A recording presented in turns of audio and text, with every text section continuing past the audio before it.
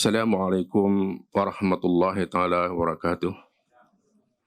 Bismillahirrahmanirrahim. Alhamdulillah nasta'inuhu wa nastaghfiruh wa na'udzu billahi min syururi anfusina wa min sayyiati a'malina. Yahdihillahu fala mudhillalah wa yudlil fala hadiyalah. Asyhadu an la ilaha illallah wahdahu la syarikalah wa asyhadu anna Muhammadan abduhu wa rasuluh. Ya nabiyya ba'dah. Rabbi shrah li sadri wa yassir li amri wahlul 'uqdatam min lisani yafqahu qawli, amma ba'd. Yang berbahagia saya bersama Profesor Datuk Arif Perkasa Dr. Muhammad Asri bin Zainal Abidin, Mufti Kerajaan Negeri Perlis, Yang Musa Tuan Razif bin Yaakob, Ceksa Majlis Orang Kangar, Pengarah Pengerajabatan, Unit Cawangan Majlis Orang Kangar, rakan-rakan seperjuangan yang berta Allah. Pertama-tamanya Alhamdulillah kepada Allah Subhanahu Wa Taala. Kita merafakkan rasa kesyukuran kita kepada Allah Subhanahu Wa Taala kerana dengan limpah izinnya hari ini dapat kita bersama-sama pada 5 April 2024 bersama dengan 25 Ramadan 1445 Hijrah ini untuk kita berada bersama-sama di satu bicara ilmu yang saya rasa cukup menarik untuk sama-sama kita dengar, untuk sama-sama kita perhatikan, sama-sama kita mengambil ilmu bersama-sama dengan saya bersama Mufti Kerajaan Negeri Perlis. Tuan-tuan dan puan, di kesempatan ini saya ingin mengambil kesempatan untuk merakamkan setinggi-tinggi bahagian. Terima kasih di atas kesediaan kehadiran saya bersama Profesor Datuk Arif Perkasa Dr. Muhammad Asri bin Zainal Abidin, Mufti Kerajaan Negeri Perlis, kerana dapat bersama-sama dengan kita untuk mencurahkan ilmu kepada kami di Majlis Perancangan ini. Terima kasih. Tuan-tuan dan puan, sebelum kita teruskan agenda acara kita, ingin saya maklumkan kita terdapat beberapa segmen pada hari ini. Iaitu segmen pertama itu bicara ilmu yang akan disampaikan oleh saya bersama Profesor Datuk Arif Perkasa Dr. Muhammad Asri. Dan segmen yang kedua soalan daripada moderator. Ada beberapa soalan yang akan saya tanyakan dan kemudian kita akan buka sesi kita kepada kegiatan kita untuk bertanyakan soalan. Dan segmen yang terakhir sekali kita ada satu program pelaksanaan kempen Hayya Salah peringkat Majlis Perancangan pada hari ini yang akan disemulakan oleh Tuk Mufti dan juga pegawai kita daripada Majlis Perancangan. Jadi tuan-tuan dan puan, untuk tidak melengahkan masa bicara ilmu kita pada pagi ini, kita buka ruangnya kepada yang bahagia saya bersama Profesor Datuk Arif Perkasa Dr. Muhammad Asri bin Zainal Abidin, Mufti Kerajaan Negeri Perlis, dengan tajuknya Muhasabah di Akhir Ramadan, berubah atau kekal sama. Dipersilakan. Assalamualaikum warahmatullahi wabarakatuh. Alhamdulillah wassalatu wassalamu ala Rasulillah wa ba'd. Pengurusi yang dipertua, timbalan, semua yang hadir pada hari ini. Saya tadi tanya pengurusi kata ada 13 soalan yang telah bersedia. Jadi saya rasa saya tak mau nak panjangkan mukadimah saya ni supaya kita boleh pergi terus kepada soalan. Kerana majlis ni yang lebih mudah ialah tak payah fikir nak cakap apa, orang tanya. Jadi masa lepas orang tanya barulah kita fikir nak cakap apa. Dan saya mengucapkan tahniah dan syukur kepada semua yang hadir. Sikit saya nak sebut kepada tuan-tuan yang hadir dan juga kepada mereka yang mengikuti dalam talian ataupun dalam live dan juga kemudian akan jadi rakaman. Alhamdulillah tahun ini kita banyak program-program yang kita anjurkan di negeri Perlis ni. Salah satu program yang kita buat ialah Jom Ramadan di Perlis. Dan Alhamdulillah ramai orang yang hadir, terutama pada 10 yang akhir ni. Saya seperti biasa dengan keluarga, Alhamdulillah, kami semua tidur di masjid yang 10 yang akhir ni. Termasuk anak saya yang sekolah rendah pun. Jadi sebab rumah kami pula jauh nak balik. Tuan-tuan tahu rumah saya daripada Kangar ni, kira Perlis ni jauh lah kan. Jadi kalau nak balik tu, nak patah balik, panjang cerita. Jadi tidur di masjid. Di masjid malam-malam tuan-tuan akan dapati ramai orang yang tidur. Saya ingat malam tadi pun sekitar Masjid Alwi saja sekitar 500 orang. Dan makan masa sahur pun lebih kurang 500 orang makan. Dan solat malam walaupun bermula daripada Masjid Alwi mula pada pukul 3 pagi sehingga pada pukul 5. solat qiyam Ramadan dengan 8 rakaat. 8 rakaat yang awal kita dah solat, kemudian kita solat lagi 2 jam. Alhamdulillah, saya sebenarnya sangat kagum bagi mereka yang mengikuti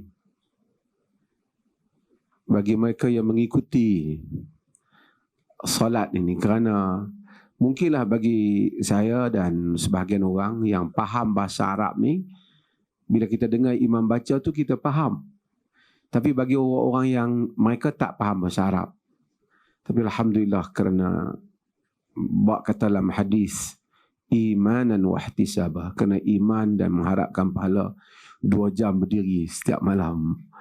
Orang-orang tua-tua, kanak-kanak, pada pukul 3 pagi berdiri sehingga 5 pagi, salat, doa, mengharapkan keampunan Allah Jalla wa'ala. Dan saya percaya tuan-tuan di sini pun melakukan hal yang sama di masjid-masjid yang lain, ataupun mungkin sebahagian tak sempat juga melakukannya salat di rumah kita.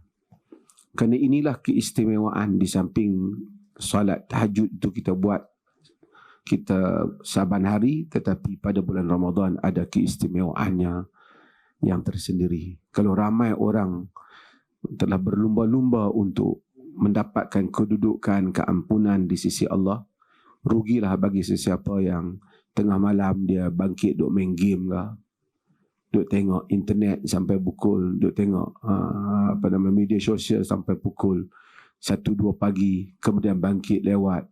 Dia telah membazirkan kelebihan yang Allah kurniakan pada malam bulan-bulan Ramadan ini. Dan alhamdulillah, bagi sesiapa yang mungkin buat di rumah, dia buat di rumah. Tetapi siapa yang mungkin tak hafal banyak, imam yang menghafal, diikut di belakang imam bersama-sama dengan jamaah yang lain, hadir ke masjid. Mudah-mudahan Allah rahmati kita semua. Buka puasa, sahur juga disediakan, dan mudah-mudahan saudara-saudara kita di sini juga menyertai, seperti mana yang menyertai itu daripada berbagai negeri. Saya tengok daripada Pahang, Melaka, Selangor, Kuala Lumpur, Kedah, Perak, daripada Thailand pun pagi tadi saya tengok banyak puluh orang Satun daripada hadir bersama-sama untuk menunaikan ibadah. Itu mukadimah saya ringkas saja kempennya, supaya saya bagi ruang untuk soalan ni. Jadi bila saya pun, kebetulan ramai tuan-tuan juga sama barangkali, jadi siang ni dia macam, yalah biasa bila malam tidur orang, siang ni dia blur sikit. Jadi bila ada soalan tu dia senang sikit fikir. Terima kasih banyak. Terima kasih bagi Datuk. Dan firman kata Datuk tadi, kita akan mulakan dengan soalan-soalan. Dan sebenarnya banyak soalan yang ada dekat saya ni. Tapi 13 yang kita telah tengok dan kita sesuai untuk dipersoalkan. Dan 13 pun kata Datuk tadi mungkin tak dan habis nak selesai. Ya. Tak apa, kita akan mulakan soalan kita dengan soalan yang pertama. Datuk berkenaan dengan firman yang kata Datuk tadi berkenaan dengan media sosial lah. Iaitu minta komen trend masa kini yang kadang-kadang berlebihan membuat konten video hingga melampaui batas semata-mata untuk meraih view dari Datuk. Jadi macam mana pandangan dari sudut Islam tu Datuk berkenaan dengan isu ini?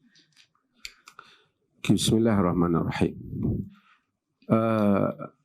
Tuan-tuan yang dirahmati Allah dan juga mereka yang menonton ini, sebahagian orang ni kita tak tahu apa yang dia cari dalam hidup dia. Dia melakukan hal-hal yang hanya untuk menarik perhatian orang lain supaya dia itu jadi sangat berbeza dan sangat ganjil dibandingkan orang lain. Agama ini mengajar untuk kita waras. Sebab itu dalam agama, Nabi melarang apa yang dinamakan dengan libasus syuhrah. Libasus syuhrah ialah pakaian yang pelik pada orang. Dilarang. Kata Aisyah, nahan Nabi sallallahu alaihi wasallam an libasi syuhrah. Nabi larang daripada libasus syuhrah, pakaian yang pelik pada orang. Sehingga apabila kita pakai menyebabkan orang tengok, biar betul dia ni. Macam tu. Atau mata orang tertumpu kepada kita. Kata Nabi SAW dalam hadis yang lain yang diriwayatkan oleh Abu Daud, Man labisa thawba syuhratin albasahullah yawmal qiyamati libasa atau thawba madhillah. Sesiapa yang memakai baju pakaian syuhrah, tadi pakaian yang nak bagi glamour lebih sampai orang nampak, Allah akan pakai pada dia pada hari kiamat pakaian kehinaan. Sebab itu agama dia tak benarkan kita pergi pakai benda pelik-pelik sehingga misalnya kita pergi masjid ke, majlis tu tak ada apa, orang kata duduk tengok kita je lah. Kita pergi tengok apa dalam kartun apa, ada pakaian buat perempuan, ada tanduk ke apa, kita pun pakai umpamanya. Ataupun kita hatta pakaian Arab. Islam ni tak kata suruh kita pakai Arab ke apa.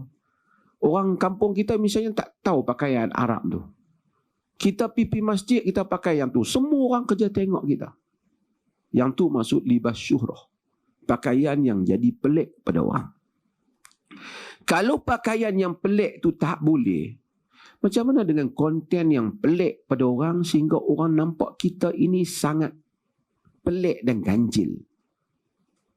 Dan itulah yang cuba dilakukan oleh sebahagian manusia yang kurang waras cara fikirnya. Dan duka cita di Malaysia ini, ada individu yang tertentu setiap hari raya dia akan buat.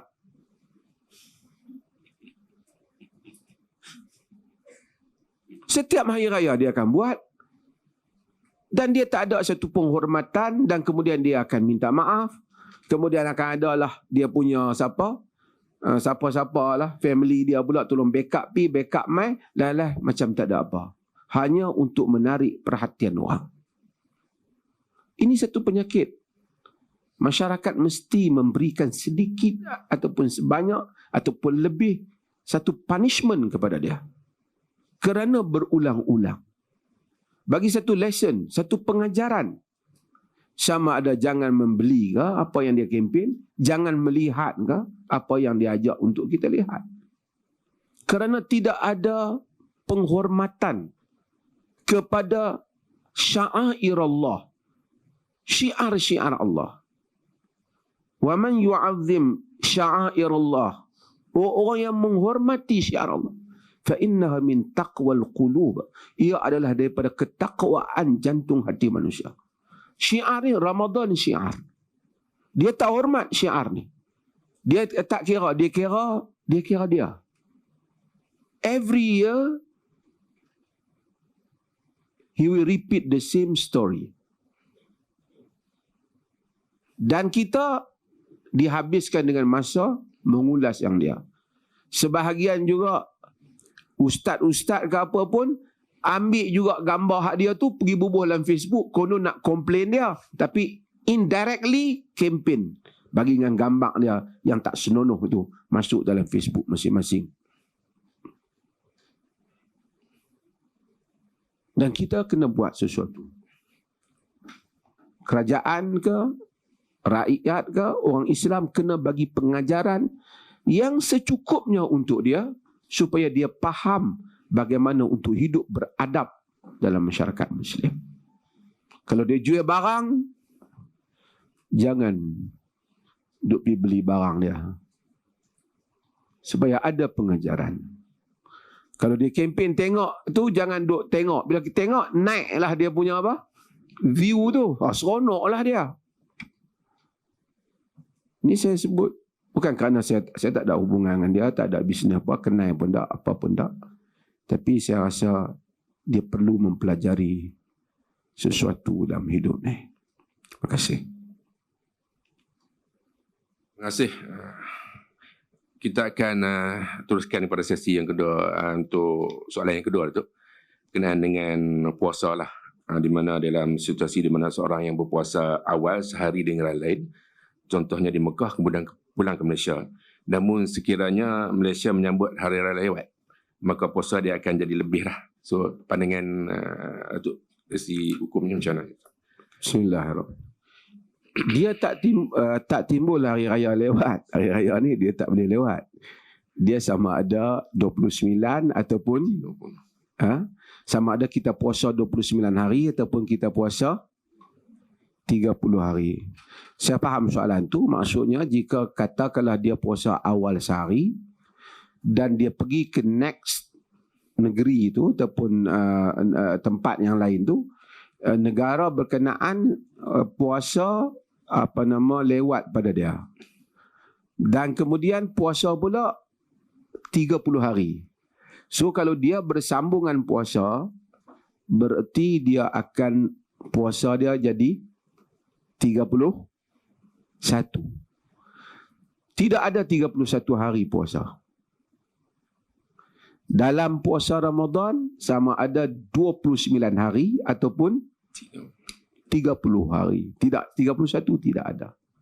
Jadi apabila dia telah jadi 31, pada hari ke-31 dia tidak perlu berpuasa. Dia tidak wajib berpuasa, tapi dia tak perlu menzahirkan makan di khalayak ramai, dan dia pun tak boleh raya kerana dia hanyalah boleh raya bersama dengan orang ramai raya. Apabila yauma aftaran nas, pada hari manusia buka puasa, yang ni raya baru dia boleh raya. So hari itu hanya dia tak puasa. Next day dia akan raya bersama dengan kaum muslimin. Kes yang sama juga jika berlaku terbalik. Negeri yang dia duduk awal tu puasa lambat.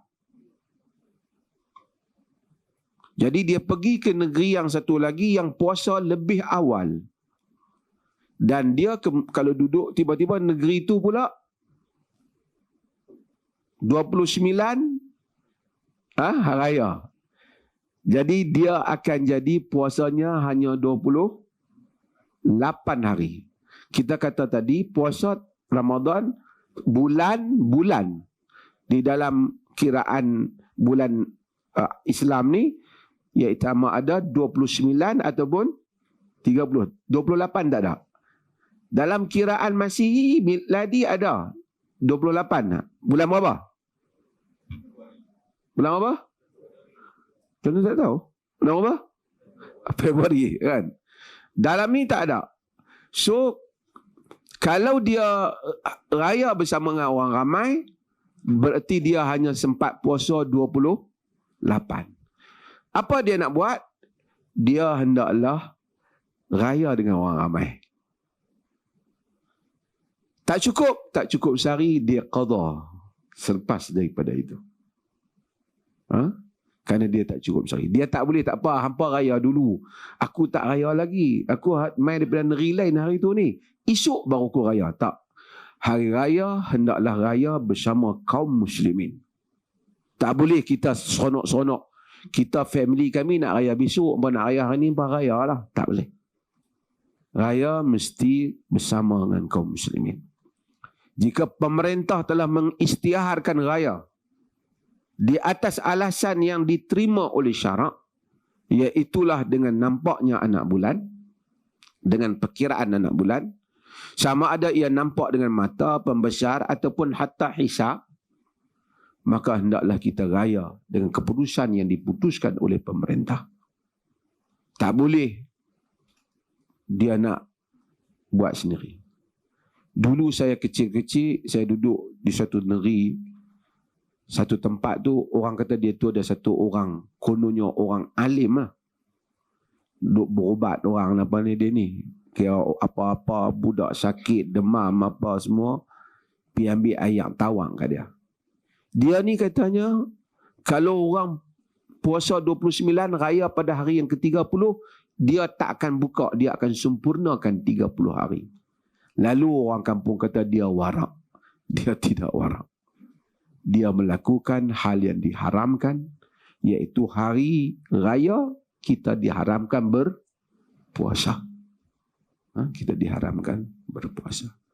Katalah dia kata dia pakai kira sendiri, dia tak boleh. Soal hari raya, hendaklah bersama dengan kaum muslimin. Tak boleh bersendirian.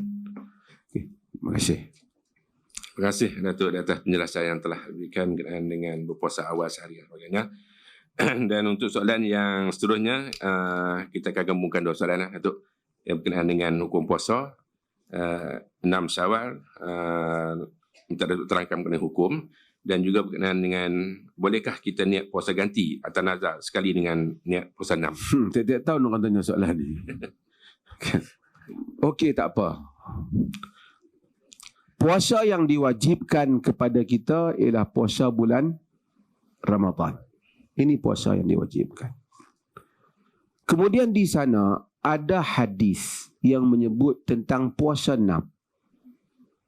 Iaitu man sama Ramadan fa'atba'ahu sittan min Syawal.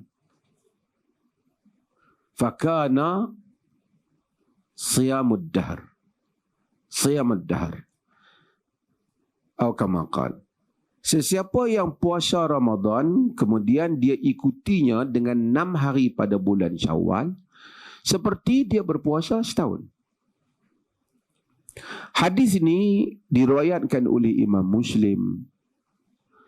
Di kalangan para ulama dalam mazhab yang 4. Mazhab yang 4 ni maksud Abu Hanifah, mazhab Malik, mazhab Syafi'i, mazhab Hambali.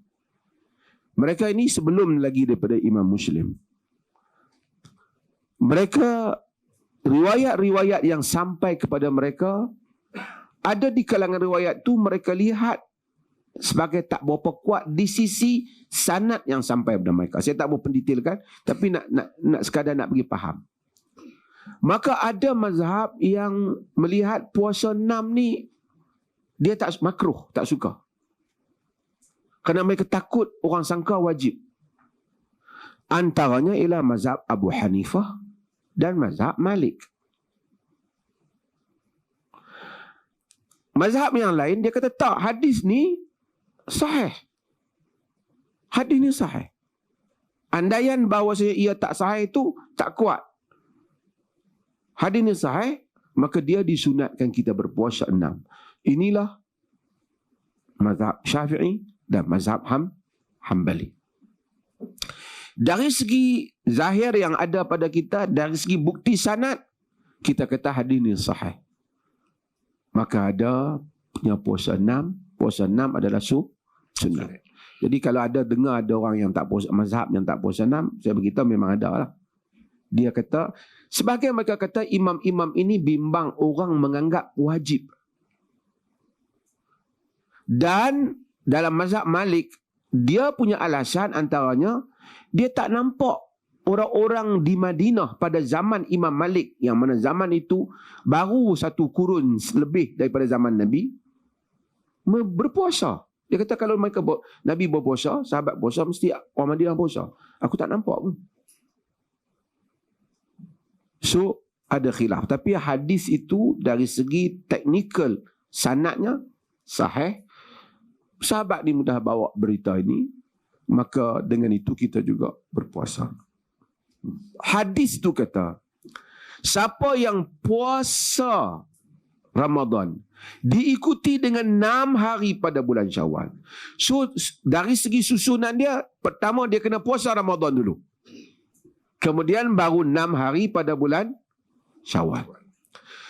Kalaulah satu orang tu puasa Ramadan dia ada slack.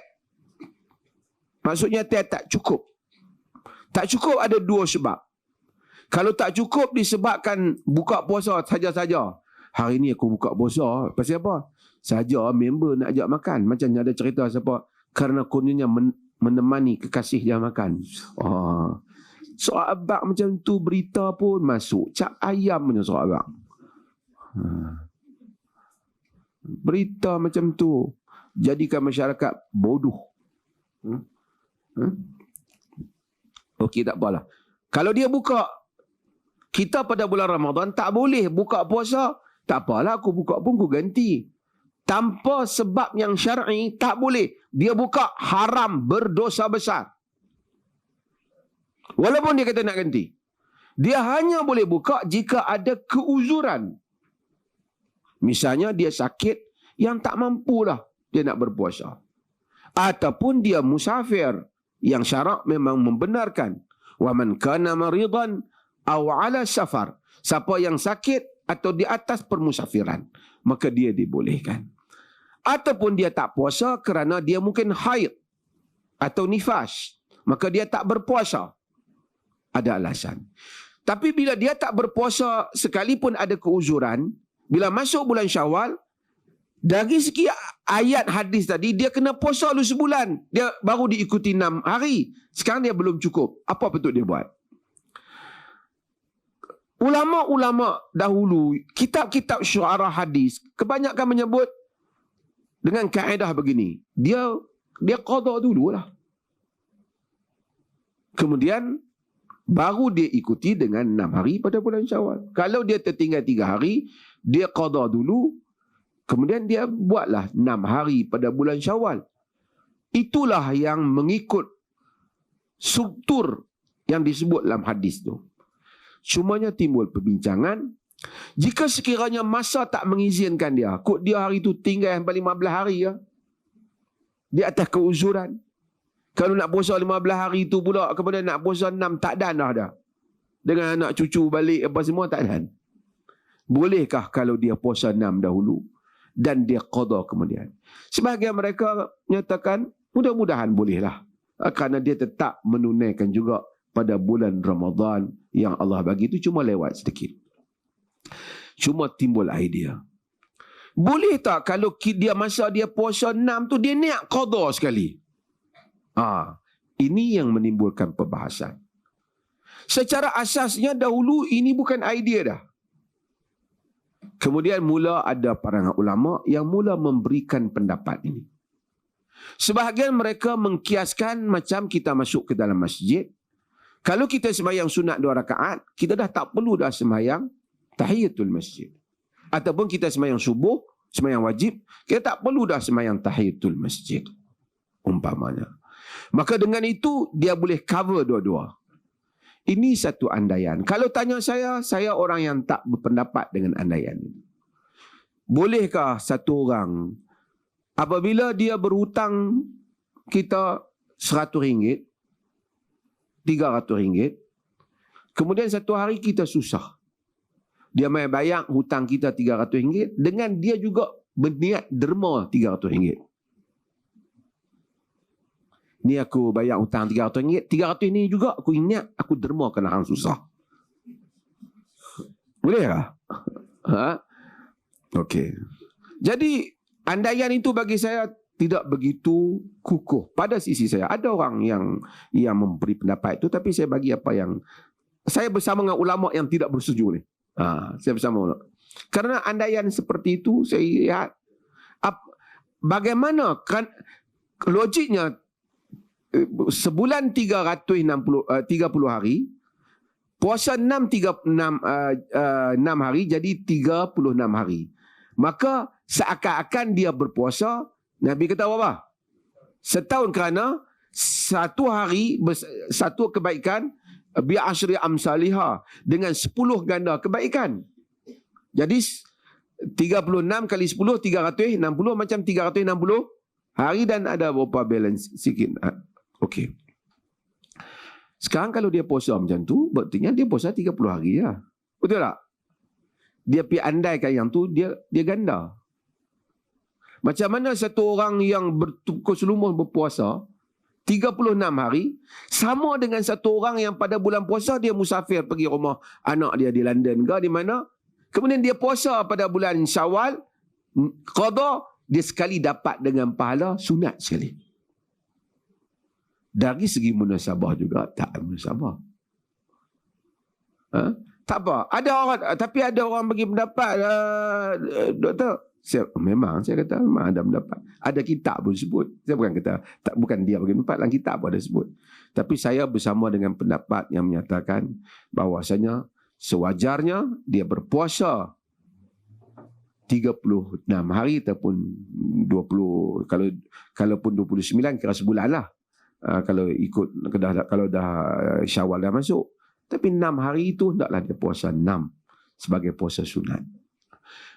Kenapa boleh kita masuk dalam masjid, kita semayang tahiyatul masjid, kita semayang subuh, masuk-masuk tu imam dah muazzin dah iqamat dah, kita semayang subuh terus, tak payah semayang tahiyatul masjid. Tujuan tahiyatul masjid berbeza dengan tadi. Tahiyatul masjid ialah bertujuan supaya kita tak duduk di dalam masjid melainkan dengan menghormati masjid, iaitu dengan menunaikan salat. Maka kalau kita tunaikan solat subuh ke, solat duha ke, berarti kita tak duduk dalam masjid melainkan dengan solat. Itu tujuan dia. Bukan kerana berarti dia dapat mayang duha dan semayang tahiyatul masjid sekali. Tak. Maksudnya makruh itu hilang. Itu maksudnya. Sebab itu di kalangan para ulama, ada yang menyatakan tidak ada yang khusus tahiyatul masjid itu, yang ada ialah apa-apa solat sebelum duduk, termasuk solat mutlak. Ada pendapat di kalangan fuqaha yang menyebut demikian. So kalau tanya saya, puasa ganti kemudian puasa 6 terbaik. Kalau tak sempat, puasa 6 lepas tu ganti kemudian. Mudah-mudahan Allah memberikan pahala seperti yang dijanjikan di dalam hadis. Tujuannya nak dapat pahala tu. Wallahualam. Terima kasih Datuk di atas pencerahan yang telah diberikan berkenaan dengan puasa 6 Syawal dan juga puasa ganti tadi. Jadi kita akan berbalik kepada isu yang akan kita teruskan ini berkenaan dengan zakat fitrah. Utamanya seseorang yang diisytiharkan muflis wajib mengeluarkan zakat untuk diri dan keluarga. Adakah dia wajib? Dan yang kedua, bagaimanakah hukum zakat fitrah ke atas orang yang telah meninggal dunia pada bulan Ramadan? Okey, saya jawab yang pertama dulu. Orang yang diisytiharkan muflis, wajib tak dia keluarkan zakat fitrah? Ni zakat fitrah, bukan zakat harta. Kemudian, okey, untuk jawab soalan ni kena dengar betul-betul. Di Malaysia punya muflis ni bukan semua kadang-kadang punyalah kaya tapi diisytiharkan muflis. Tengok kereta duk elok lagi tapi muflis. Tengok rekod dikisah muflis. Makan buka puasa RM200 satu kepala. So muflis dalam istilah bank tu tak sama dengan muflis hak yang betul-betul muslim, has nothing left in his life. Tak ada apa lagi. Hatu bukan muflis tu. Kalau dia muflis hak biasa-biasa ni, duit tu ada lagi. Cuma muflis tu diisytiharkan muflis. Nak pinjam bank tak boleh, nak kerja tak boleh, buka syarikat tak boleh. Yang tu kan. Duit dia masih ada. Dia tetap wajib keluarkan. Dia wajib tetap, tapi dia tetap wajib keluarkan. Kalau dia muflis dalam arti kata apa nak makan pun dia dah tak ada dah. Ketika itu saja dia tak keluarkan. Tetapi jika ada baki daripada dia mungkin makan dia terhad tapi baki dia tak ada, dia tetap kena keluarkan. Kalau baki makan dia ada, dia keluar. Kalau sampai makan tak ada siapa dah boleh cover dia, ketika itu dia memang tak keluar. Tapi kalau dia masih ada, dia kena keluarkan. Kerana farada Rasulullah SAW zakatul fitr. Sa'an min tamr, sa'an min sya'ir. Kan? Ala al-hur wal-'abd, al-dhakar wal-unsa, al-saghir wal-kabir. Nabi telah fardukan zakat fitrah ni kepada siapa? Satu gantang daripada gandum, daripada bali ke, daripada tamar ke, kepada yang lelaki dan perempuan, kepada yang hamba dan kepada yang merdeka dan hamba. Hamba ni hamba orang. Tapi kalau dia ada, dia kena bayar. Kepada yang tua dan kepada yang budak-budak.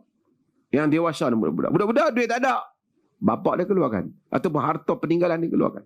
Lagi mana dia ada baki, dia kena keluarkan. Orang muflis selagi mana makan ada, makan nasi ada, dan berapa kadar fitrah ni?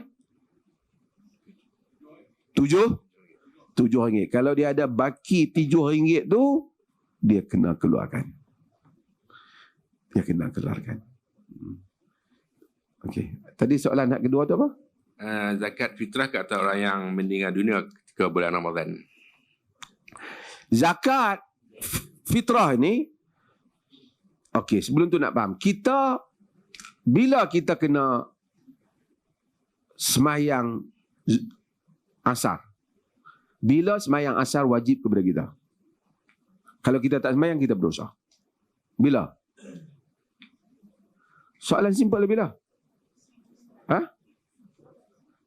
Sejak balik. Sekata kita tak semayang asar hari ni, sekarang ni, kita berdosa tak?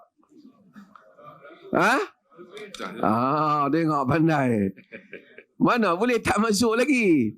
Hanya wajib apabila telah masuknya waktu. Kalau hang ni berdosa tak main asar, maknanya apa masuk waktu pun tak lagi. Kita hanya berdosa apabila waktu masuk kita tinggalkan. Jadi kewajipan itu bermula apabila waktu wajib itu masuk. Waktu wajib bayar zakat fitrah ni bila? Apabila tenggelam berakhirnya hari terakhir Ramadan, masuknya Syawal. Jatuh Ramadan. Jika si mati itu hidup masa tu, kemudian malam tu dia mati, dia diwajibkan bayar, family dia bayar, anak. Jika tidak sampai waktu itu, maka tak dibayar. Okey. Terima kasih Datuk atas pencerahan berkenaan dengan bayar zakat fitrah. Ada dua lagi soalan berkenaan dengan zakat fitrah ni Datuk. Siapakah yang bertanggungjawab membayar zakat fitrah untuk ibu tunggal yang kematian suaminya? Dan kemudian bolehkah kita memberi zakat terus kepada pelajar daripada keluarga yang berkemampuan yang belajar agama di luar negara tanpa melalui Baitul Mal? Okey. Kena dengar elok marah Baitul Mal. Yang tadi yang pertama apa dah? Tadi? Apakah yang bertanggungjawab ibu tunggal? Okey. Ibu tunggal. Ibu tunggal wajib dah. Tadi lelaki dan perempuan wajib zakat fitrah. Ibu tunggal masuk tak? Masuk ah. Akak ibu tunggal tak termasuk kategori lelaki dan perempuan? Ibu tunggal wajib lah. Sebelum tu, kadang-kadang bila kita sebut ibu tunggal, orang terfikir miskin. Jangan main, ibu tunggal dah kaya pada kita. Kan? Kan? Kena janda kaya ada. Kan? Jadi, yang penting, mungkin soalan yang betulnya pada wanita yang tiada miskin, yang tak ada siapa boleh bayar pada dia. Tidak bersuami ke, sama ada dia kematian suami ataupun dia ditalakkan. Jika wanita itu ada lebihan daripada harta dia, kadar zakat fitrah itu, dia wajib membayarnya. Jika tidak, dibayar oleh sesiapa saja yang menanggungnya, wanita itu. Jadi, melainkan dia tak ada siapa. Dia nak makan pun tak ada, macam mana nak bagi ke orang. Macam katalah di Palestin, perang. Hak nak makan hari-hari pun tak ada. Nak bagi ke orang macam mana. Sampai ke peringkat itu, tak dikeluarkan. Hak kedua tadi apa? Bagi zakat. Ya. Boleh tak zakat ni kita bagi terus kat orang? Hak ni zakat ni mungkin dia masukkan zakat ni zakat. Ulama-ulama khilaf. Kalau zakat fitrah ni merangkumi asnaf yang 8 tu ke ataupun hanya untuk fakir dan miskin? Okey. Tak apa. Normally fitrah ni tertumpu pada fakir dan miskin secara pembahagian yang dilakukan di negara kita ni. Innama sadaqatu lil fuqara. Zakat ni untuk fuqara wal masyakin wal amilina 'alaiha. Apa? Fuqara, miskin, amili wal muallafati qulubuhum, muallafat wa fir riqab, dan muallaf dan orang yang berhutang. Wal gharimin dan orang yang orang yang hamba. Riqab orang hamba, dan gharimin dan orang yang berhutang. Dan kemudian wa fi sabilillah, orang yang pada jalan Allah. Disebut fi sabilillah, pada jalan Allah. Dan yang berikutnya wabnis sabil, dan orang yang terputus perjalanan. Mudah terjemah dalam bahasa kita. 88 ni entitled. Mereka ada hak untuk dapat zakat. Okey. Yang inilah yang dinamakan asnaf. Asnaf tu plurals kepada sinf. Satu bahagian. Asnaf bahagian-bahagian. 8 bahagian. Tapi orang Melayu dia salah faham. Dia faham asnaf tu miskin.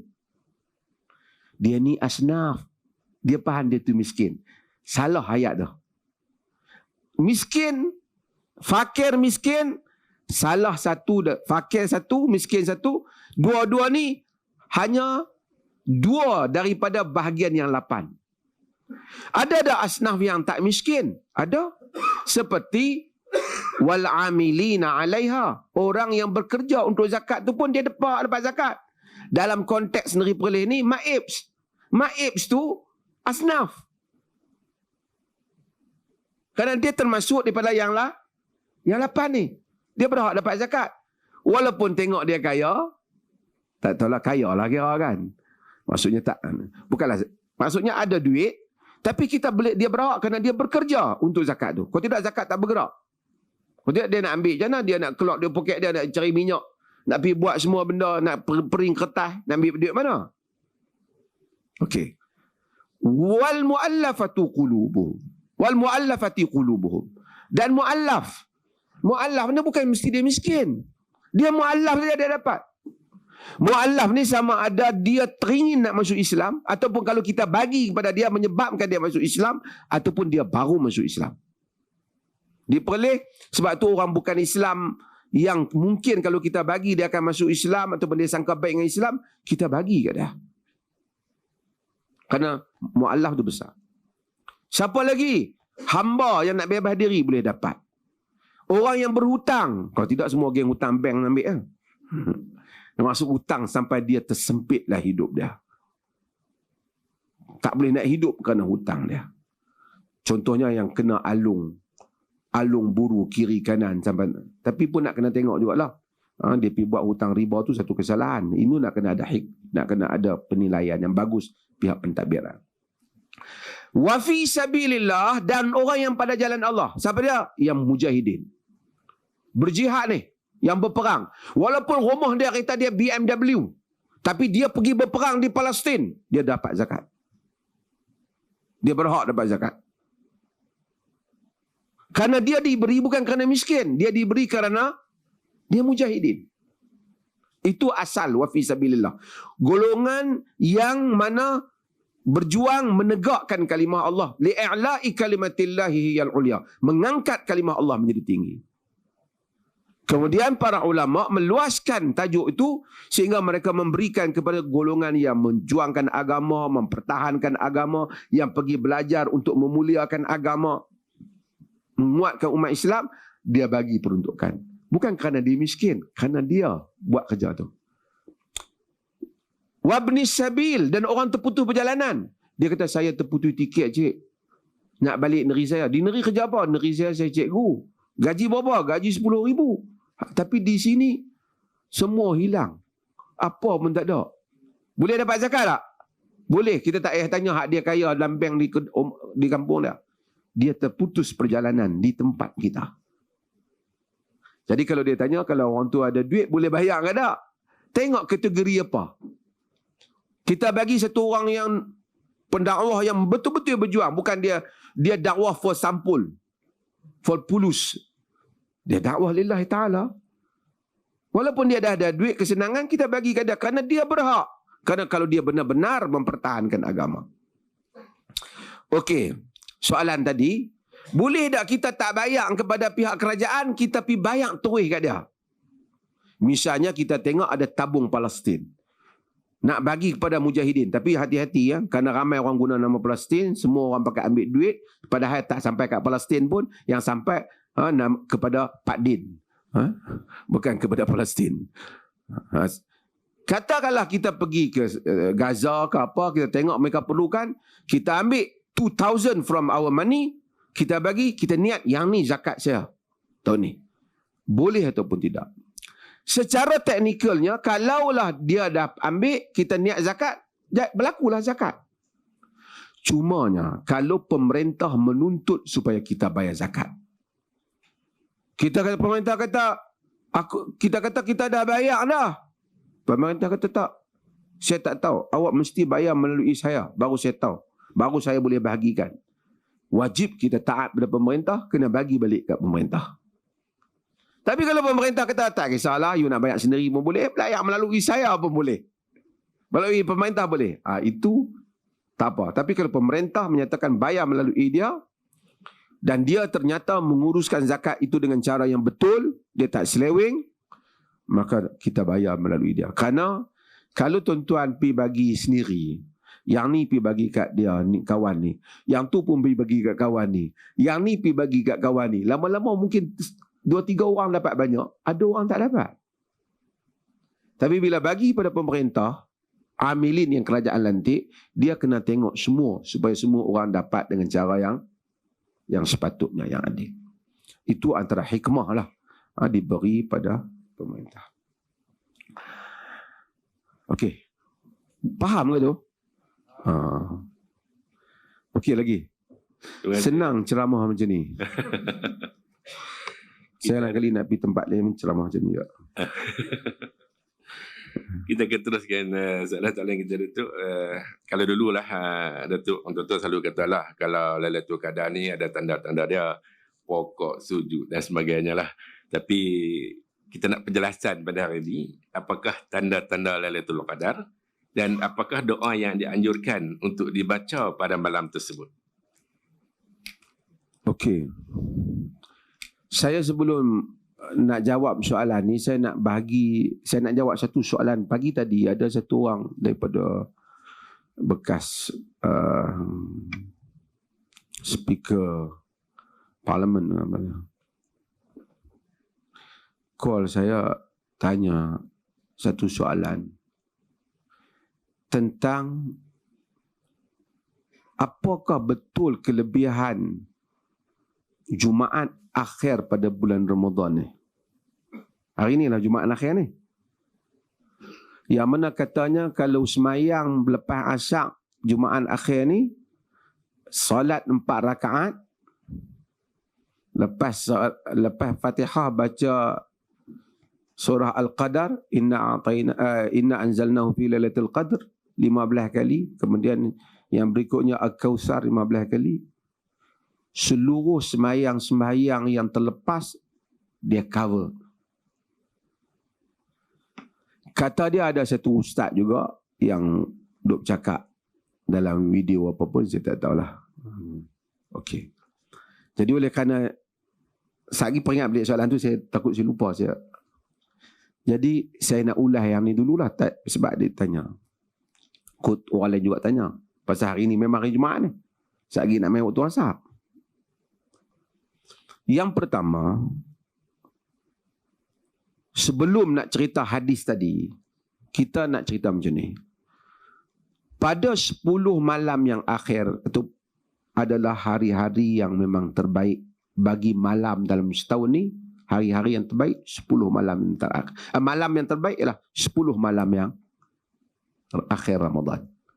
Hari-hari yang terbaik ialah hari Zulhijjah, ingatlah kan? Tapi kita cerita tentang malam yang terbaik. Of course bulan Ramadan ialah bulan yang baik.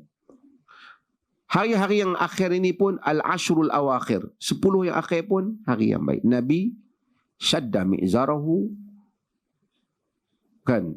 Nabi perkemaskan kain dia, wa ahya lailahu wa aiqadha ahlahu. Nabi menghidupkan malamnya dan Nabi menggerakkan keluarganya. Okey. No question. Ada dalam hadis.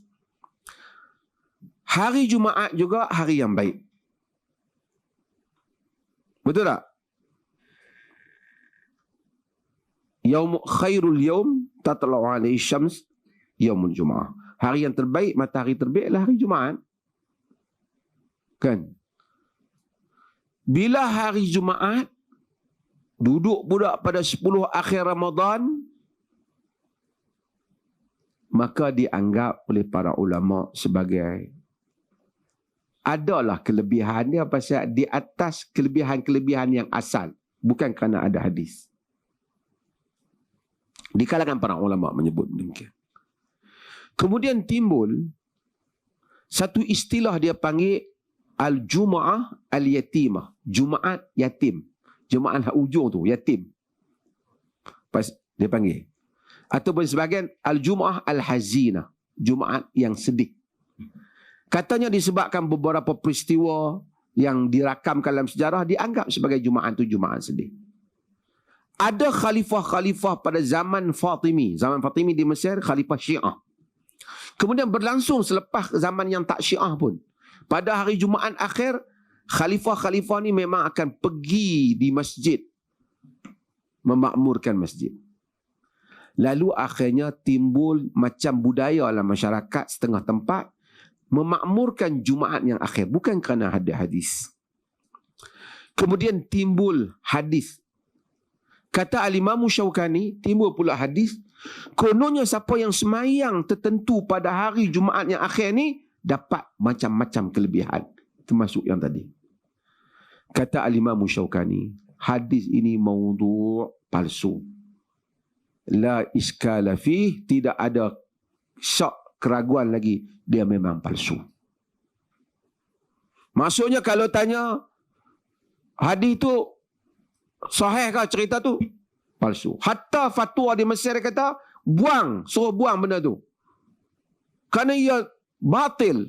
Tak datang daripada Nabi. Rekaan. Ada pula, kalau ada ustaz yang pergi sebar, dia menyebarkan hadis palsu. Dan Nabi memberi amaran, man kadzaba alayya muta'ammidan falyatabawa maq'adahu minan nar. Siapa yang buat dusta pada aku dengan sengaja, siap tempat duduknya di dalam api neraka. Ibn Hibban menyebut bahawasanya bab wujud dukhul nar, bab wajib masuk neraka. Sesiapa yang menasabkan sesuatu pada Rasulullah wa huwa ghairu alimin bi sihhatihi, sedangkan dia tak tahu benda tu sahih ke tak. Jangan sandarkan kepada Nabi apa yang bukan Nabi kata.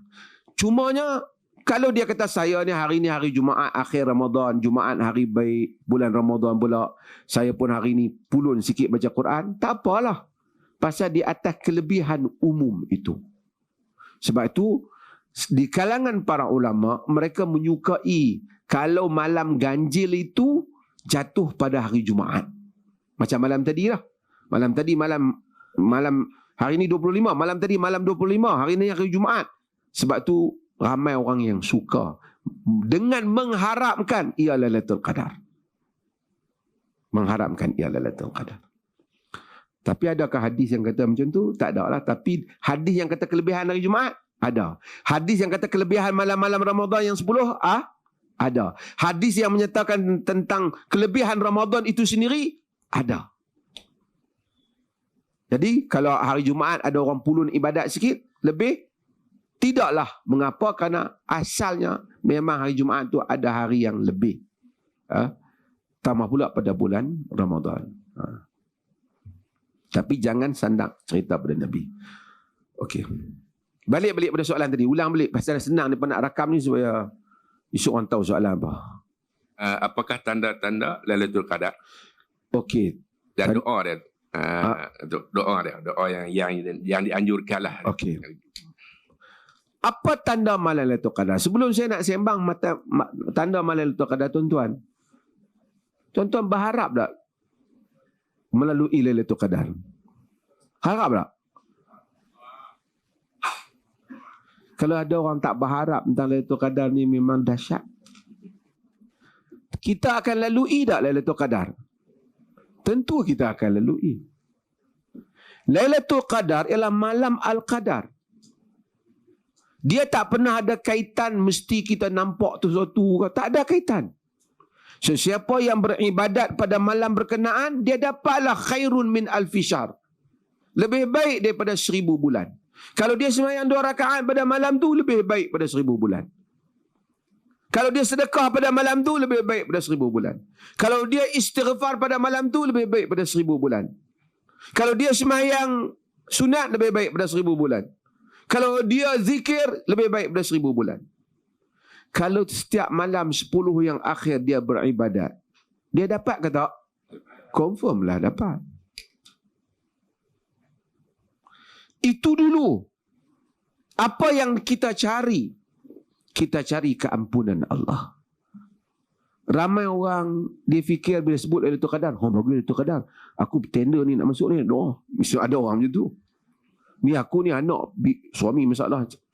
Bukan salah tentang doa tu, tetapi perkara yang terbesar yang diperlukan oleh manusia. Saya semalam pun saya sebut dalam kuliah dan akan saya sebut selalu. Apa yang terbesar yang kita semua perlukan ialah keampunan Allah. Hidup ini jika Allah ampunkan kita, kebahagiaan itu akan datang dengan cara yang kita sangka dan tidak sangka. Rezeki kita akan naik, rezeki kita akan diberikan, kebahagiaan akan Allah berikan, kurniaan berbagai akan Allah berikan apabila Allah ampun. Sebab itu kita disuruh beristighfar. Bila ditanya pada Aisyah tanya doa apa? Nabi tak kata doa apa, Nabi kata doa yang paling berkaitan dengan keampunan. Allahumma innaka afun tuhibbul afwa fa'fu anni. Ya Allah, engkau tu pemaaf, sukakan kemaafan, maafkan aku. Kalau Allah maafkan kita, bahagia. Semalam saya buat lagi contoh. Kita main pejabat. Kalau kita tahu bos pejabat kita ni cukup tak suka kat kita, tengok muka pejabat pun, tengok bangunan pejabat pun kita serabut. Betul tak? Masuk main pejabat, tengok bos dia tak bercakap dengan kita pun, kita dah serabut. Walaupun hari tu dia tak marah, dia clean tengok kita, Allah. Sepanjang kita tahu bos dalam apa tak suka kat kita, kita pun kata kalau boleh nak cari tempat lain, aku bos tak boleh ping aku ni. Betul tak? Sama juga kalau kita duduk di rumah, suami kita tak suka kat kita. Hatta kalau isteri tak suka kita, mak kita tak suka. Walaupun hari tu dia tak marah kita, kita duduk di rumah, kita tahu dia tak suka kat kita, kita sabut. Kita pergi kerja, kawan sebelah tak suka kat kita, kita nak duduk di tempat kerja, tengok dia, kita serabut. Walaupun hari tu dia tak cakap apa kita. Betul tak? Manusia ni dia ada dalaman dia yang boleh dia, insting dia yang dia akan rasa orang suka tak suka. Bagaimana kalau kita hidup atas dunia ni, Allah tak suka kat kita, Allah tak ampun kita. Sebab itu bila Allah tak ampun, kereta besar, duit banyak, muka cantik, makan sedap, manusia itu sentiasa dalam keadaan kegelisahan yang dia pun tak tahu apa yang dia gelisah. Dalam serba tak kena yang dia pun tak faham apa yang tak kena dengan hidup dia. Dia akan try macam-macam. Sebahagian kita tengok orang barat, bukan kan salah, panjat bukit, terjun bangunan tinggi, lompat itu, terjun, looking for something, cari sesuatu yang dia tak faham. Dia sesat di dalam dirinya sendiri. Sebab itu offer Ramadan, tawaran salat, tawaran puasa, tawaran haji, tawarannya ialah keampunan Tuhan. Itulah yang kita perlukan. Sebab itu dalam semua kesempatan mintalah, Rabbi ghafirli, Tuhanku ampunlah aku. Manusia disuruh mengulangi sehari-hari banyak, ratus, ribuan kali, maka jiwanya akan tenang, rezekinya akan sampai, kebaikan dia akan tengok, keajaiban hidup dia akan rasa, kerana dia mendapat keampunan Tuhannya. Itu dulu. Bila kita faham yang itu doa yang penting. Kemudian setengah orang dia tanya, apa dia tanda malam tadi Lailatul Qadar? Setengah orang dia tiap hari kita jumpa kita, malam tadi jumpa. Dia ingat ni macam member main ziarah kan? Adakah hadis-hadis yang menyebut tentang tanda Lailatul Qadar? Ada beberapa hadis, antaranya ialah hadis Ubay bin Ka'ab. Ubay bin Ka'ab adalah sahabat Nabi yang dia ni keyakinan dia Lailatul Qadar pada 27. Itu keyakinan dia. Pasal apa dia jauh? Sebahagian sahabat mereka yakin 27. Sebahagian, bukan semua. Sebahagian 27. Antaranya Ibnu Abbas, Ubay bin Ka'ab. Ni orang Quran ni. Sebahagian riwayat menyebut Ibn Abbas ni, dia kata kerana Lailatul Qadar tu 3 kali disebut dalam surah Al-Qadar tu, dan huruf Lailatul Qadar itu 9 kali 3, 27. Dia andai. Nabi tak kata, tapi dia buat calculation dia sendiri. Okey, tak apa. Ubay kata, Nabi SAW sebut tentang Lailatul Qadar ini ialah hari iaitu sabihatuha tatlu'u syamsu fi sabihatiha laisa laha syu'a. Matahari terbit dalam keadaan dia tidak ada pancaran-pancaran tajam cahaya matahari.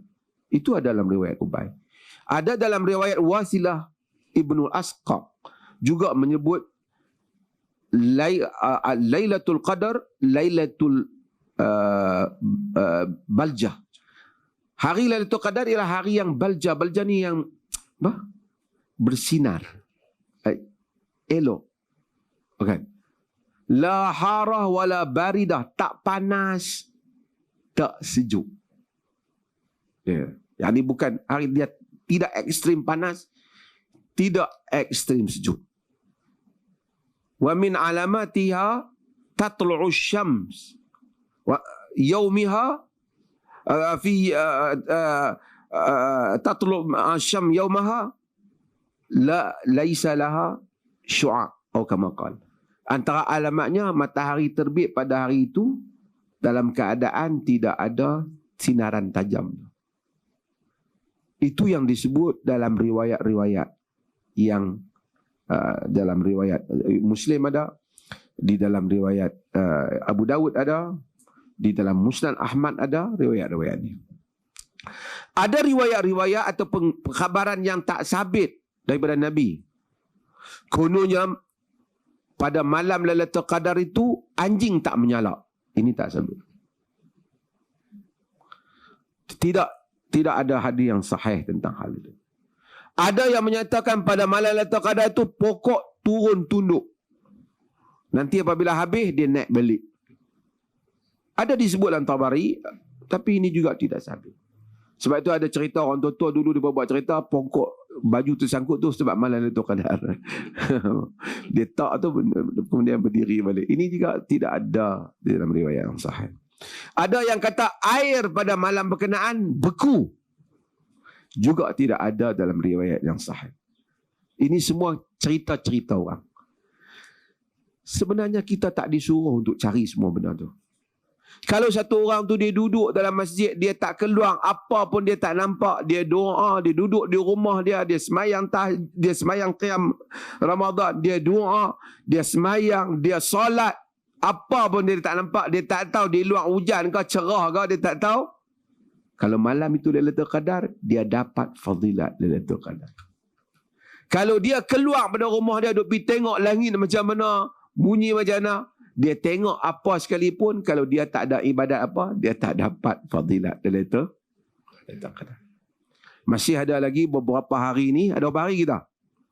4 hari, 5 hari, 4 hari.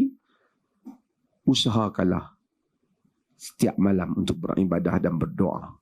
Semoga kita dapat kelebihan Allah. Okey, ada lagi? Ada lagi Datuk. Ini soalan ni terpumah lah Datuk. Baru ni kita diwawarkan, diheboh-hebohkan dengan satu istilah lah. Saya Datuk pun dah jawab soalan ni panjang lebar di dalam, saya baca lah isu berkenaan dengan perkara ni. Jadi kita nak minta Datuk bagi pencerahan sikit berkenaan dengan isu penggunaan istilah kafir yang baru-baru diwawarkan. Panas juga. Saya dah tulis, tapi dah tanya ni saya akan jawab untuk tuan-tuan dengar elok-elok. Negara kita ini adalah satu negara yang telah hidup harmoni antara Muslim dan non-Muslim. Betul atau tak? Betul. Boleh tengok apa yang berlaku kat orang Islam di India. Hari-hari dibunuh. Kerana makan daging lembu, mereka dipukul, diseksa, masjid diruntuhkan, rumah dibakar.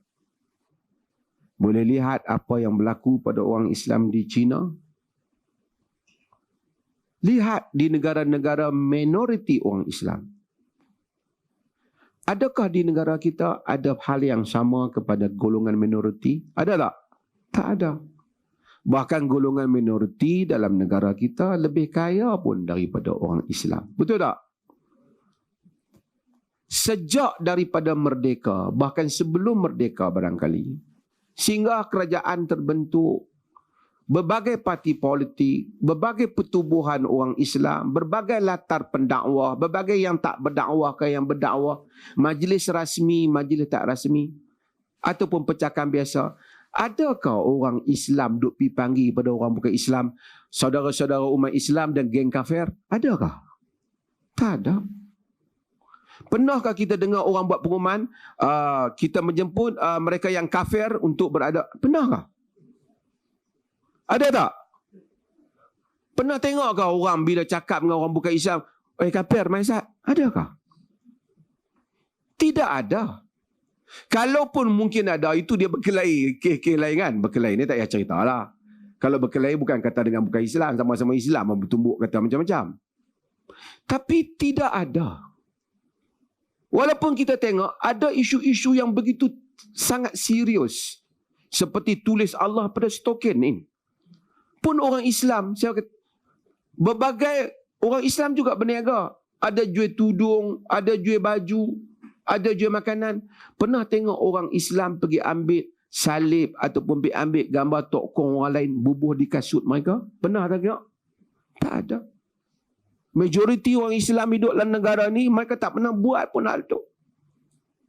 Kita tengok mereka buat. Saya bukan salahkan semua orang. Kita tengok mereka buat.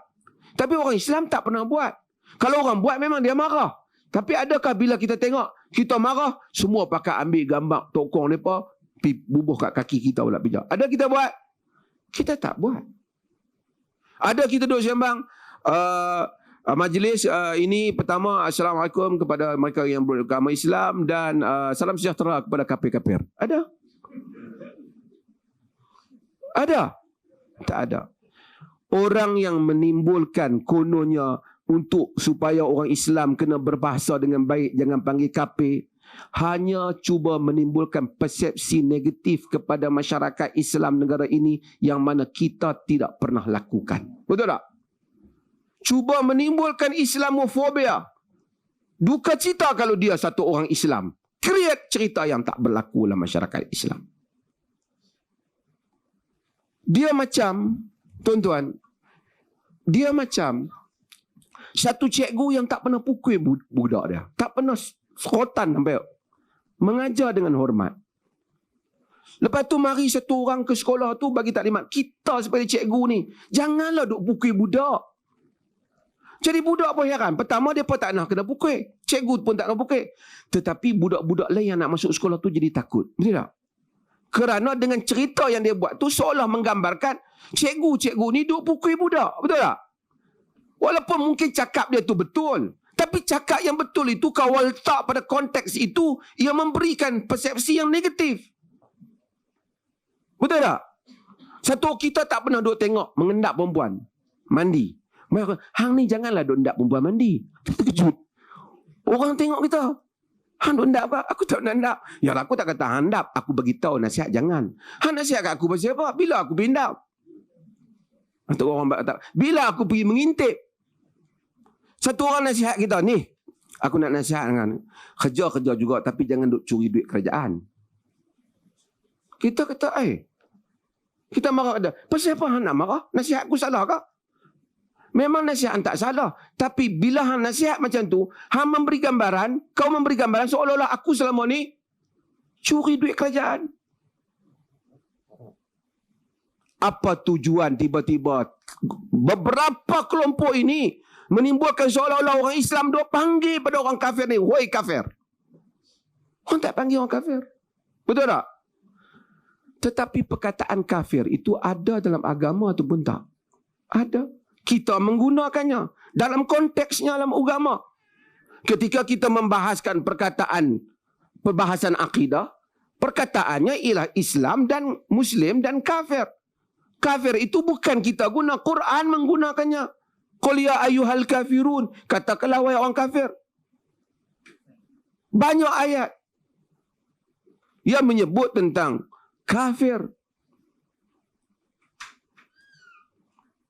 Alladzina kafaru, orang-orang yang kafir, al-kafirun. Diulang dalam konteks akidah untuk kita bezakan. Kafir bukan bermaksud kita nak katok kepala dia. Bermaksud dia tidak percaya apa yang kita percaya. Kita ini kafir kepada akidahnya. Betul tak? Kita kafir kepada akidahnya. Dia kafir pada akidah kita. Sebab tu Quran menyatakan, wa may yakfur bit-taghut wa yu'min billah. Sesiapa yang kufur dengan taghut dan beriman dengan Allah. Ya, siapa yang kafir dengan taghut? Kita kafir dengan taghut. Taghut apa yang menyanggah Allah Ta'ala. Kita kafir dengan dia. Kita kafir dengan syaitan. Kita kafir dengan iblis. Kita beriman dengan Allah. Mereka kafir dengan agama kita. Mereka beriman dengan agama mereka. Orang Kristian juga menggunakan perkataan kafir merujuk kepada orang yang tak percaya pada agamanya. Kalau orang Kristian kata kamu Islam kafir dengan ajaran kami, ya kami kafir dengan ajaran kamu. Awak kafir dengan. Tidak ada sesiapa pun yang isu sebelum ni. Sejak merdeka sampai sekarang tak ada orang. Memang perkataan kafir itu ada sebagai istilah agama. Perkataan kafir, perkataan syirik, perkataan murtad ada dalam agama ini sebagai satu klasifikasi akidah dan juga satu perbahasan akademik, ilmiah. Ada orang kata Qardawi tak bagi sebut perkataan kafir. Kamu boleh baca buku Qardawi ke? Qardawi cakap dalam konteks tadi, jangan pergi panggil kat orang weh kafir. Tapi buku Qardawi, baca fiqh jihad, baca buku, dia juga menggunakan perkataan kafaru, al-kafirun dalam konteks perbahasan akademik. Kafirlah. Kita tak bagilah anak kita di jalanan pergi bagi kat orang, ni kafir, maisat. Tapi kalau kita cerita kat anak kita di rumah tentang akidah, kita beritahu kita orang Islam buat yang ni amalan orang kafir, agama tak benarkan. Man tashabbaha biqaumin fahuwa minhum. Tak boleh, kita tak boleh pakai yang ni pakaian orang kafir. Itu ajaran kita pada anak kita. Tak menusabah satu orang kata dia mengharamkan perkataan kafir dalam keluarganya, melainkan dalam rumahnya ada kafir. Yang mana takut anak dia pergi kata kafir tu di rumah dia. Ataupun anaknya itu memang suka kafir mengkafir. Jika tidak, ayat itu tidak valid, tidak relevan. Saya bukan sangka buruk ke apa. Perkataan itu tidak ada. Kalau dia kata saya tak benarkan anak saya menggunakan perkataan kafir di sekolah, kita faham. Jangan kata pada kawan. Tapi kalau awak tak benarkan perkataan tu, boleh sekolah kita ni dia. Boleh, nama apa? Ni sekejap. Okey. Kalau perkataan itu dia kata jangan guna di sekolah, maka itu munasabah. Mungkin tak boleh guna kata pada kawan-kawan. Tapi kalau perkataan itu hatta di rumah pun tak dibenarkan, dia kata nak kata kat siapa yang tak benar? Melainkan kita faham di rumah dia ada orang kafir, sehingga jangan kata. Kedua, anak dia ni dah terbiasa maki jumpa orang kafir. Sepanjang kita duduk dengar manusia Melayu ni, jaranglah kita tengok budak-budak ni. Mungkin orang kata ada orang samakan. Macam kita tak benang anak kita kata perkataan babi dengan celaka lah. Macam tu lah. Babi dengan celaka memang menjadi kebiasaan, ataupun bukan kebiasaan, menjadi perangai tak elok setengah orang guna untuk maki orang. Bila maki orang, pergi kata perkataan tu. Jadi kita kata jangan nak kata babi dong. Konteks itu. Tapi tuan-tuan jumpa budak-budak sekolah Bila maki orang, kafir. Kafir. Kalau dia tu teruk jakun di laut. Ataupun pelik sangat. Mungkinlah. Tapi pada keluarga yang rasional, kita tak pernah jumpa satu budak balik rumah, kalau nak marah ke orang, hang kafir. Sehingga kita nak kata jangan guna perkataan kafir di rumah.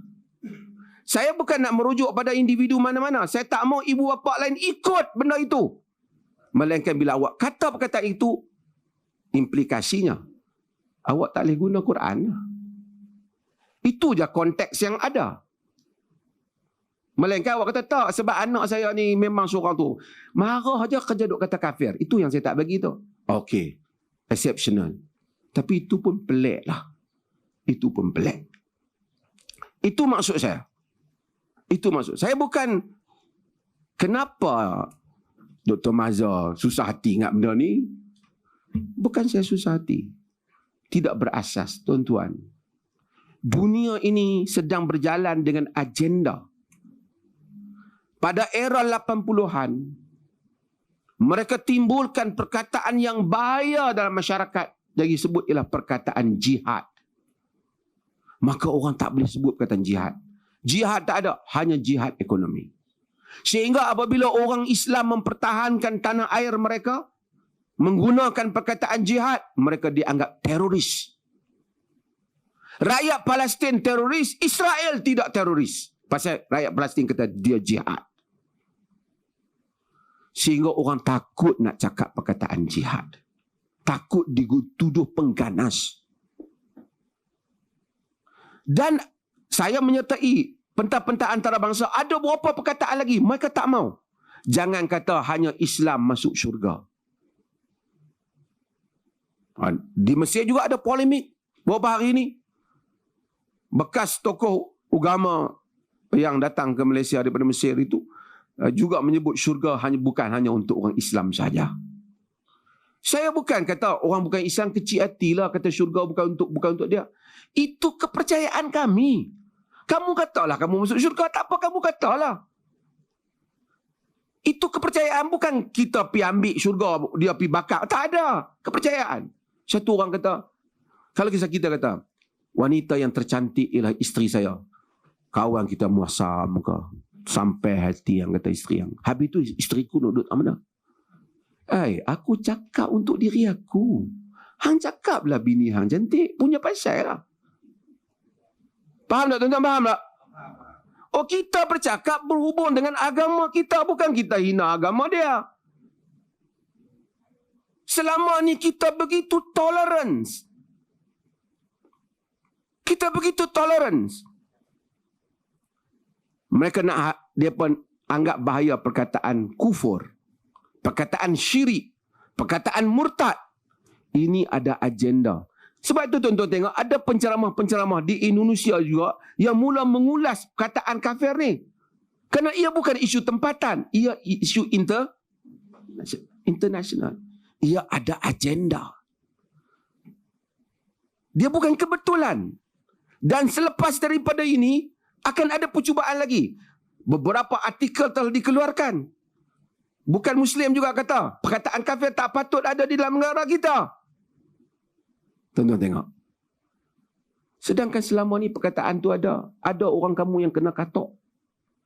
Ada gereja yang kena diruntuhkan. Ada kuil yang diserang kamu tak dibenarkan. Bahkan kami berhenti kereta kerana kamu pergi lintas nak pergi ke kuil kamu. Kelompok ini cuba create persepsi buruk, Islamofobia terhadap masyarakat Islam. Duka cita yang mengkreatkan pemikiran ini apabila dia mengaku dia juga Muslim. Itu yang saya timbulkan. Bukan soal, sama dengan babi, dengan celaka orang tak pergi guna rumah. Itu kamu, orang panggil Arab kata qiyas ma'afarik. Kias yang jauh. Tak ada orang. Tak ada dua beradik bila sembang. Adik dengan abang dia. Sikit adik dia kata, abang kafir. Ada. Mungkin dia kata, abang celaka. Mungkin ada. Orang Melayu tak kata pun kat orang kafir. Hari tu je ada. Oh, dia kata ni ada fenomena melampau berkafir-mengkafir di negara kita. Itu fenomena yang melampau memang berlaku. Tapi bukan kesalahan perkataan. Ada orang melampau, kan?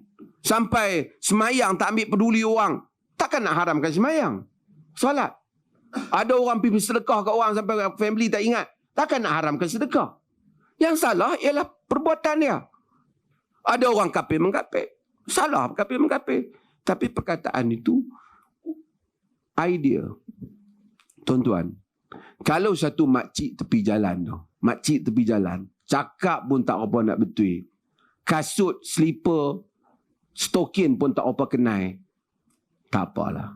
Tapi kalau satu orang educated menggunakan perkataan haram, dia mempunyai latar belakang undang-undang, dia tak faham perkataan tu. Dia tak faham perkataan tu. Kalau makcik tepi jalan memang hak duk cakap pun tak apa, pi Kuala Perlis lagi pakai kasut, balik tak pakai kasut, tak apalah. Ini satu orang educated. Ada ilmu. Bercakap di khayat ramai. What do you mean by that words? Apa awak maksudkan? Kalau tak ada orang ulas hari tu, benda tu berlalu begitu. Tapi bila dah ada orang ulas, berbagai alasan bagi. Tak apa. You bagi alasan, okey. Kita boleh accept. Tetapi kita nanti, jangan benda ni ditimbulkan lagi. Itu peringatan kita. Saya ketika saya sebut pun, saya takkan sebut nama pun. Saya kata, kalau ada orang kata, yang dia rasa pasal apa kalau dia bukan kata macam tu. Ini umum. Saya tak ada. Kalau saya nak please orang, saya please. Ada apa orang lah pakai please. Oh no. It's okay, okay. You can please. Tetapi saya memberi ingatan. Because this is not national issue. This is international issue. People atau organizations, they have their own agenda behind this. Mereka ada agenda. Saya tak kata dia ada agenda. Kerana macam ni tuan-tuan, kita tengok benda ni, banyak benda orang nak buat salah. Lepas tu tiba-tiba satu orang buat salah yang sama. Kita respon kepada dia. Dia kata, hang sangka buruk kat aku. Mana boleh bulan puasa sangka buruk.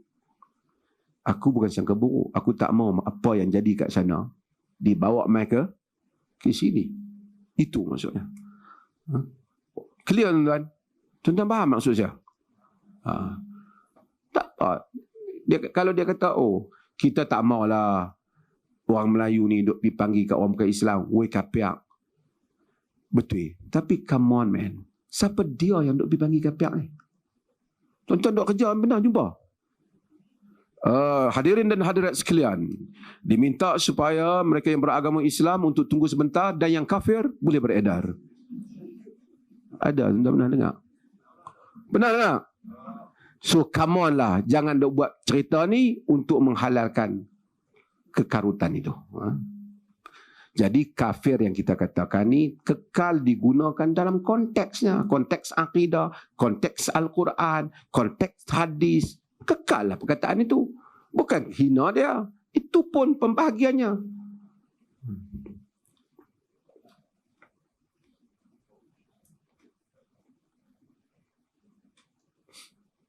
Terima kasih, Datuk.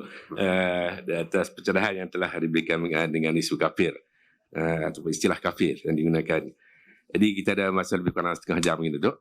So kita untuk soalan moderator dah habis. Cuma kita nak buka soalan kepada rakan-rakan kita lah. Kalau ada apa nak dipersoalkan. Sebab dalam dekat tangan saya ada 3 soalan dah, Datuk naknya. Dah disampaikan kepada saya ni. Cuma ada rakan kita nak tanya dulu kah? Assalamualaikum warahmatullahi wabarakatuh. Assalamualaikum. Nama saya Harunita bin Johari. Mungkin soalan saya ni dia tak bersangkut sikitlah dengan babak ni, tapi saya nak tanya. Saya ni salah seorang daripada yang jaga solat tu.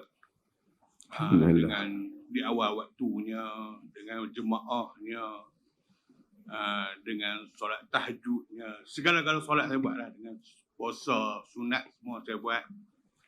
Dalam masa yang sama juga tu, saya benda-benda mungkar pun saya buat ya. Saya mengata ke orang, saya main kerja apa ikut suka saya. Lepas tu dalam pejabat pun saya ada puak-puak dah tu suka saya lah buat. Kan? Adakah ini yang dinamakan hati yang membolak-balik dalam Islam tu? Sila beri pencerahan. Terima kasih tu. Okay, terima kasih. Saudara-saudara yang dirahmati Allah. Yang pertamanya, ibadah yang benar. Ibadah yang benar. Bukan yang fake. Bukan ibadah yang hanya untuk show off. Untuk tunjuk pada orang. Ibadah yang benar jika dibuat dengan cara yang benar, mempunyai kesan pada diri dia. Dia akan ubah diri dia. Quran tak bohong. Inna salata tanha anil fahsya'i wal munkar. Salat mencegah daripada fahsyak dan munkar. Mungkin manusia itu masih lagi terlekat bawah pemungkar, tapi dia sentiasa akan rujuk pada diri dia. Rasa bersalah dia di depan Allah. Kerana setiap kali dia solat, dia akan istighfar, minta keampunan. Dan ibadah yang dilakukan kerana mencari redha Allah, bukan kerana nak tunjuk kat member, kerana aku nak jadi AJK masjid lagi, dia kata aku tak main masjid pula. Tak. Kalau orang tu dia cari redha Allah, mesti dia akan sedaya upaya memastikan Allah tak murka kat dia. Dosa semua orang buat. Tapi kalau dalam masa yang sama, dia okey dengan kemungkaran yang banyak. Semayang, ambil harta orang. Apa yang dia cari di sebalik semua ni? Bukan saya kata semayang dia tak berguna. Mudah-mudahan semayang dia menghalang dia kalau dia solat yang betul. Tapi maksudnya, apa tujuan dia di sebalik ibadah dia? Dia cari apa sebalik ibadah dia? Maka dalam hidup ni, kita dapati ibadah yang benar-benar difahami. Kalau orang tu bangun tahajud, ajaib peranan tahajud membetulkan manusia. Saya semua bagi kata nasihat diri saya, tuan-tuan semua. Hadapilah sejuta masalah dan gelombang hidup bagaimanapun. Tapi jika seorang tu terus bertahajud, Allah akan memenangkannya. Tahajud keajaiban. Kalau Allah menjemput satu orang tu memang bangun tengah malam untuk berdiri, dia orang istimewa. Tapi kalau dia melakukan macam-macam maksiat, kemudian dia bagi tahu dia bangun tahajud, kita macam ada question sikit. Betul ke? Tahajud adalah majlis istimewa yang Allah jemput hanya orang-orang yang dikasihi. Orang boleh bangun tengok bola, tapi belum tentu dia bangun tahajud. Boleh bangun untuk solat, sujud, menangis, merintih pada Allah. Maka sembahyang, ibadah yang benar mempunyai kesan pada hamba diri. Manusia mungkin ada dosa antara dia dengan Allah. Dosa dengan Allah ni antara dia. Tapi kalau dia sampai melanggar dosa dengan manusia, sembahyang rajin tapi maki orang, dia nak upi mana pahala dia? Dia bagi pada orang lain. Orang yang melazimi zikir, dia akan rasa berat lidah dia nak kata benda tak elok. Tapi kalau orang tu cakap je maki, maksudnya lidahnya bukan lidah seorang yang berzikir. Tuan-tuan, hidup ini dengan keserabutan hidup tak dapatlah diubati melainkan dengan ibadat yang betul. Solat, sujud yang betul, zikir yang betul. Laziminya.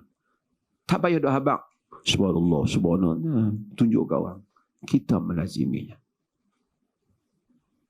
Itu kalau ibadah betul. Tapi kalau ibadah tak betul, mungkin orang you can pretend to be. Boleh. Orang kata apa? Menunjuk ataupun boleh berlagak seperti itu, tapi awak bukan itu. Kalau betul orang tu ahli sujud pada waktu malam hari, berpuasa pada siang hari, dengan niat yang betul, kepahaman yang betul, mungkin pada hari awal dia masih tak betul, akan merubah diri dia. Tapi kalau 20 tahun macam tu lah, dia kata dia semayang malam, siang hari maki orang. Kita rasa betul ke hang semayang malam?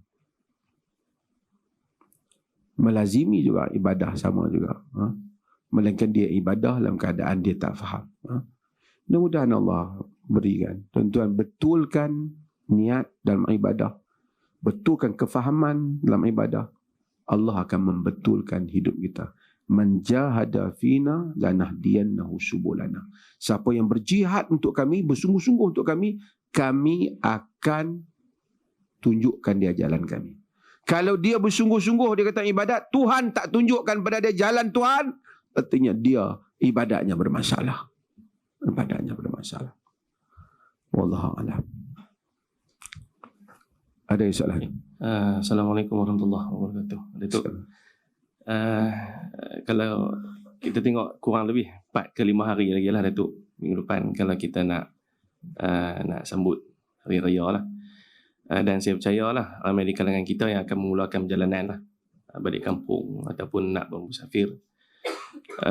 Cuma soalan saya berdasarkan situasi. Kalau kita tengok tempat-tempat persinggahan, surau terutamanya Datuk, situasi dia macam ni. Bila dah orang terlampau ramai berhenti, bila kita nak semayang tu, masuk ke surau tu, kita tengok ada 4 jemaah dalam satu basah. 4 orang duduk bersemayang jemaah. Okay, soalan saya yang pertama, apa tindakan kita nak kena buat? Kalau nak ikut jemaah mana satu, kita pun tak tahu. Nak tunggu bagi habis ke ataupun nak semayang sendiri ke? Dan yang kedua, apa status 4 jemaah tu tadi tu? Ya, terima kasih. Imam yang wajib hanya 1 jemaah, tak boleh jadi 2, ialah imam ratib, imam yang dilantik. Macam imam yang dilantik oleh pemerintah lah dalam bahasa, ataupun imam yang rasmi. Macam kita pergi ke Masjid Alwi, tiba-tiba ada satu geng ni, dia pergi semayang belah kiri ataupun belah kanan umpamanya. Dia tak mau ikut imam. Yang semayang yang berikutnya itu, sebahagian salaf menyatakan, ulama dulu ada yang kata tak sah, sebahagian menyatakan sah tapi berdosa kerana dia telah memecah belahkan kaum muslimin. Tapi kalau imam itu bukan dilantik, dia ni pun main dengan hal dia ni main dengan hal dia. Mereka pada asalnya sepatutnya kesatuan kaum muslimin satu saja. Tapi kalau mereka mungkin dia ni pun tak apa faham, tak tahu lagi, dia ingat dia ni semayang zuhur tamam, kita ni nak qasar. Jadi dia asingkan, semayang mereka tetap sah. Tapi kalau kita ini tengok orang semayang, asalnya patut, kita boleh ikut di belakang dia. Walaupun dia semayang tamam, kita semayang je tamam. Kalau tak dia semayang zuhur 4 rakaat, kita semayang zuhur 4 rakaat. Kita tak bolehlah qasar sebab dia dah tamam, imam 4. Tapi apabila dia bagi salam, kita bangun, kita mungkin nak buat semayang zuhur, semayang asar, kita sendiri saja dengan kawan kita yang juga musafir, kita buat 2. Tadi tak apa lah 4 kerana dia 4. Kedua kita buat 2. Kalau boleh kita pergi, kita jangan banyakkan lagi pecahan tu. Kita pula buat yang kelima. Kita sama ada kita solat bersendirian ataupun yang terbaik kita ikut mana-mana jamaah yang ada di situ. Terutama tempat yang besar. Kerana mereka ni datang kemudian. Dan kurang faham. Sepatutnya satu orang jadi yang lain ikut. Itu menunjukkan orang Islam tidak ada perpaduan dalam hal tu. Kadang-kadang dia tak tahu. Mungkin kadang-kadang jahil sebahagiannya, tak tahu. Sebahagiannya mungkin takut lagi kawan ni. Kadang-kadang macam-macam kejahilan ni banyak sebab. Banyak kesan. Sebagian orang tu dia orang tu tolak dia pergi jadi imam. Di RNR. RNR ni lori nak berjalan, bas nak bergerak, kereta nak bergerak, orang jam. Tolak-tolak dia pun nak tunjuk surah-surah yang dia hafal lah. Bacalah semua Sabbih isma rabbikal a'la, kun hatu hak dia panjang ke lihat dia. Dengan berlagu apa semua cukup, lambatlah orang. Tu pun satu masalah. Menyebabkan sebab tu Nabi SAW apabila Muaz telah potong, telah lambat dalam sembahyang, sehingga orang mengadu di belakang, makmum mengadu pada Nabi. Nabi kata, afattanu anta ya Muaz, kamu menjadikan orang lari daripada agama kamu, Muaz. Nabi suruh ringankan salat. Ini pun nak kena dia belajar fiqh. Kena pagi Jumaat, dia pun duk ingat dia tu imam kat kampung dia, dia baca surah Sajdah. Baik kawan tu pun terlepas. Come on, awak baca surah yang ringkas. Orang nak ni, orang lain tak cukup tempat. Lepas pada tu, Assalamualaikum warahmatullahi, Assalamualaikum warahmatullahi. Zikir. Daripada dia tak apalah zikir tak kuat. Zikirlah pula dengan doa berdayu-dayu yang dia hafal dalam buku tu. Tambah lebih panjang lagi pada sembahyang tadi. Lepas bagi salam, awak bangun. Bagi orang lain yang duk beratur nak masuk sembahyang tak boleh. Zikir tu sunat ya. Boleh dibuat bersendirian, itu yang dibuat pada asalnya. Awak boleh pergi ubah tempat di luar pun boleh lagi berzikir. Bagi orang dulu masuk. Inilah masalahnya. Kadang-kadang saya tengok, oh dia, Masya Allah, Assalamualaikum, baca hafal, angkat lagi. Tak bergerak-gerak. Orang lain dengan duduk berdiri sampai keluar, dia tak bangkit-bangkit lagi. Kalau tempat yang seperti itu, kita tak bayarlah. Duduk kelang kabut, lepas tu nak pergi semayang ni, sunat-sunat yang lain. Keluar. Bagi ruang pada orang. Wallahualam. Terima kasih Datuk. Ada satu soalan lagi. Ini yang terakhir lah sebenarnya. Sebab masa pun nak, ruang kita ada sikit lagi. Sebab kita nak pergi ke segmen kita yang terakhir. Satu soalan yang saya, daripada kawan saya lah. Menarik jugalah soalan berkenaan ni. Dia kata, Assalamualaikum Datuk. Mohon pencerahan daripada Datuk perubahan masa kini berkaitan kaedah jual beli secara cashless. Bolehkah kita menolak pelanggan yang datang di jabatan berurusan secara tunai kerana tidak mengikuti syarat-syarat yang ditetapkan untuk membayar? Dan dari segi hukum jual beli, adakah boleh diterima kaedah mengenakan syarat secara cashless tersebut? Jual beli berlaku tijaratan antaradin minkum. Jual beli itu berlaku secara redha antara kedua belah pihak. Redha bermaksud redha nak jual dan redha nak beli. Yakni agreement, persetujuan. Akad bermaksud persetujuan, agreement, yang mana dua-dua pihak setuju. Saya setuju nak jual, dia setuju nak beli. Satu orang mari nak beli kat saya, kat kita barang. Kita jual, katalah kita jual satu barang. Dia mari bayar dolar Amerika. Kita tak mau, saya tak mau dolar Amerika. Saya pakai duit Malaysia. Kita tolak apa? Tawaran dia untuk membeli. Sebab kita tak mau duit tu, umpamanya. Ataupun dia mari-mari pada kita, dia bawa shilling 1 tong.